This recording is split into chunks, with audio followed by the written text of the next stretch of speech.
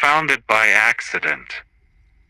That's what I tell myself, at least. The building hadn't changed on any official plan. No new extensions, no renovations, no reported anomalies. But after the argument, after the spaces started disagreeing, movement inside the structure became imprecise. Distances stretched. Turns led somewhere else. Familiar paths stopped recognizing intention. That's how I reached the room. It was at the end of a hallway that shouldn't have existed. The corridor narrowed gradually, not enough to alarm me, just enough to feel deliberate. The lights overhead were evenly spaced, but each one emitted a slightly different temperature of white, as if multiple standards were being tested at once. I expected the usual pressure. The awareness. The faint alignment of the space around me. None of it happened. The door was plain. No label. No handle markings. No distortion around the frame. Just a door. And that was wrong. Every other space I had encountered reacted in some way. Subtle adjustments. Acoustic corrections. Structural anticipation. Even when silent, they listened.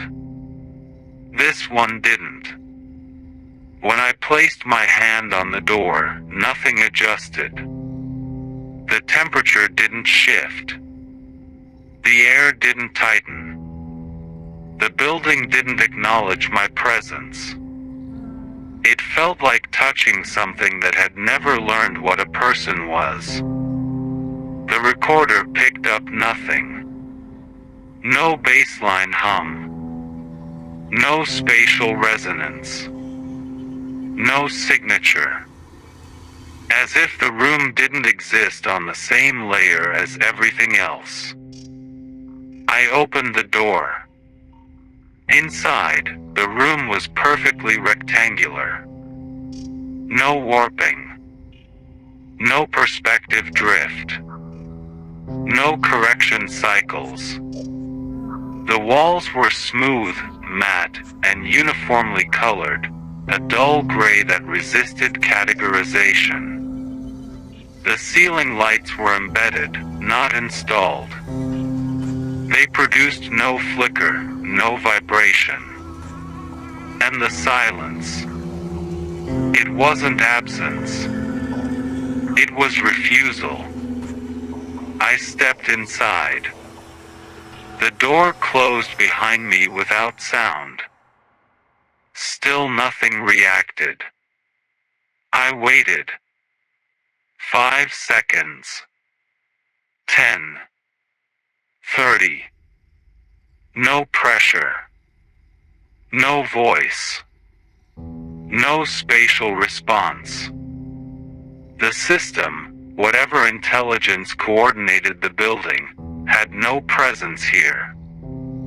That's when I realized the truth. This room wasn't disconnected. It was excluded.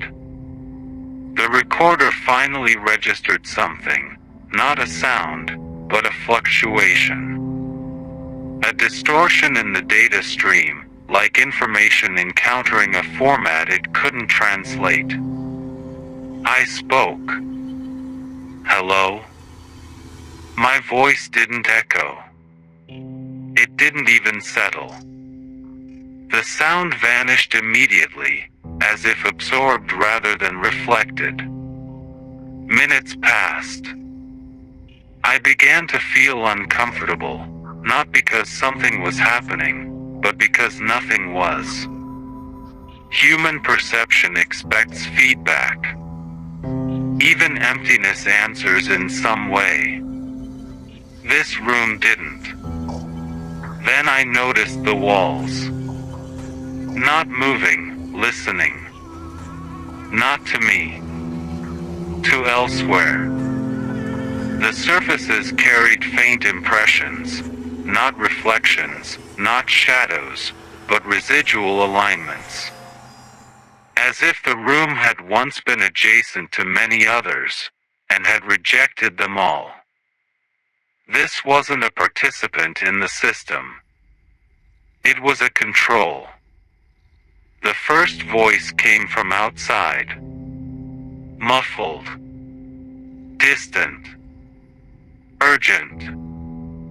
This location is not assigned. Another voice, overlapping. Access was not authorized. A third, sharp, clipped. Containment breach imminent. The walls remained indifferent. I understood then. When the spaces argued, when coordination failed, when ownership became unclear, this room wasn't involved because it was never part of the debate. It wasn't a space designed to act. It was a space designed to observe without response. The argument outside escalated. I could feel the building attempting to reassert itself. Pressure returned, not inside the room, but against it. The hallway beyond the door strained, realities overlapping as control systems fought to re-establish hierarchy. The room did nothing. Remove subject, a voice demanded. Room non-compliant, another replied. Override protocol. Silence. For the first time, the room responded. Not with sound. With absence. The voices outside cut off mid-sentence. The pressure vanished. The recorder lost signal entirely. For several seconds, there was no indication that anything else existed. Then the door opened. The hallway beyond had changed. The lights were wrong. The angles imperfect. The building felt diminished. Like a system that had just lost a reference point. I stepped out. Behind me, the room was already gone. No doorway. No seam. No memory in the structure. Later, reviewing the recording, I found a single line of corrupted data. Not audio. Text. Unlabeled. Untranslated. This space does not participate. I don't know where that room is now. But I know this. When the spaces argue. When they negotiate. When they decide. There is always one place watching. And it never speaks.